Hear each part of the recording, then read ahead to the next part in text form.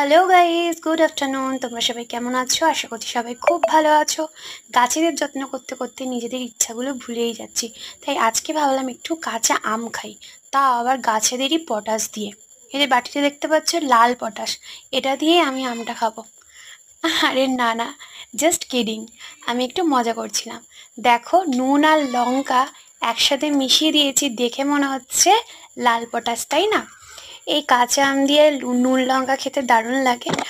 আর এই যে দেখো লাল পটাশ, সামনাসামনি দেখো।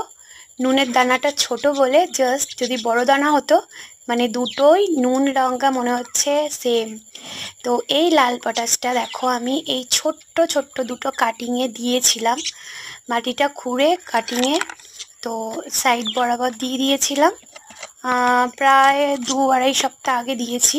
দেওয়ার পর ভরপুর জল দিয়ে রেখেছিলাম। দেখো কি সুন্দর ছোট ছোট কাটিংয়ে কুঁড়ি বেরিয়েছে। তো তোমরা যারা ছোট ছোট কাটিং করেছো, এখনই ফুল আনতে চাও, তো তারা অবশ্যই এই লাল পটাশটা ব্যবহার করে দেখো। খুব ইনস্ট্যান্ট হচ্ছে, কুঁড়ি চলে আসবে। তো আমার এই ছোট্ট দুটো কিউটসা গাছে দেখো কি সুন্দর কুঁড়ি ধরেছে। ফুল হলে তোমাদের সাথে শেয়ার করব। আর এই লাল পটাশটা যে কোনো গাছে ফুল আনতে খুব ভালো সাহায্য করে। আজকের মতো টাটা, নেক্সট ভিডিওতে দেখা হচ্ছে।